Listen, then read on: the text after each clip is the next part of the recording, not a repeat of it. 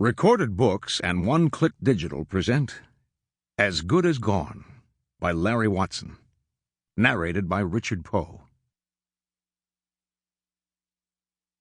Chapter 1. He's watching, Bill Sidey thinks. My father is watching me at this very moment. But Bill can't take his eyes off the road, a steep, twisting, two-track trail that winds down from the top of the butte to the canyon floor. A juniper bush scratches the side of the car, and Bill winces. Something that sounds more solid than weeds scrapes along the undercarriage. But there's nothing Bill can do other than keep the tires in the ruts and feather the brakes to make sure he doesn't lose control on his descent. And sure enough, when the road finally levels off and Bill permits himself to look farther ahead, he sees the figure that he's sure has been there all along. A tall, lean, white-haired man stands in the open doorway of a 20-foot house trailer, his hands jammed in the pockets of his faded Levi's. Calvin Sidey, Bill's father. A hawk with prey in sight could not watch more intently. Bill parks next to the familiar old Ford truck, yet his father makes no move to come forward. Bill climbs out of the car, and when he slams the door behind him, it sets up an echo that bounces from one canyon wall to the other. He lives here, Bill thinks, so he can see the enemy approach. It's the same thought he's had on other occasions when he's driven out to his father's home. But this time Bill wonders if even he has that status in his father's eyes. His father calls out warily, "I didn't know you were coming."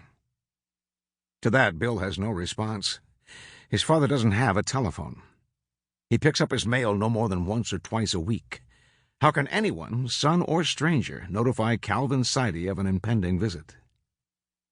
His father tries again. "What brings you out this way?"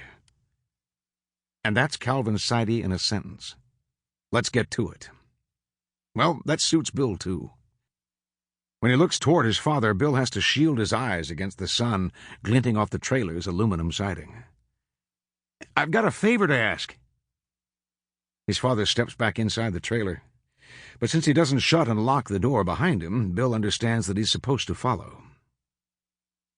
The trailer's interior, even with windows open on every side, must be 15 degrees hotter than the July afternoon that's already topped 90 degrees.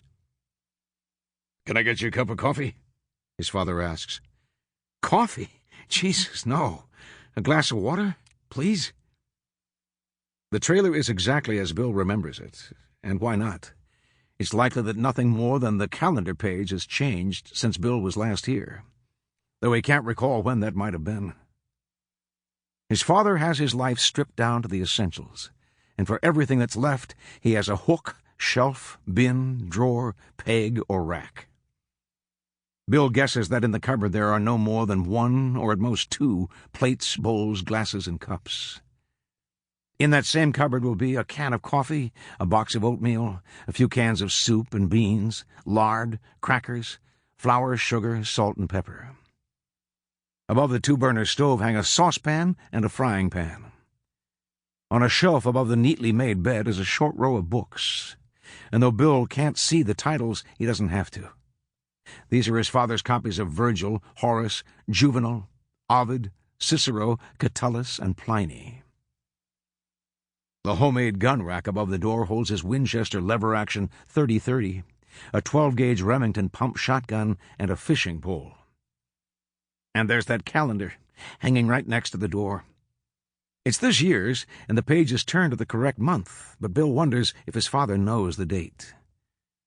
Even if he does, the day surely doesn't mean holiday to him the way it does for most Americans, though it's hard to imagine a man who values independence more than Calvin Sidey.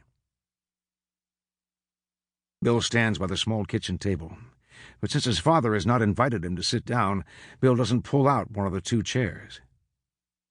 And why two, Bill wonders, since his father lives alone and never has guests. From a pitcher on the counter, Calvin Sidey pours water into a glass, then sets the glass on the table next to an open book. Bill can't decipher any of the words on the page because the book is in Latin, a subject Bill never studied in school, but which his father has never stopped studying and translating. Also Sample complete. Ready to continue?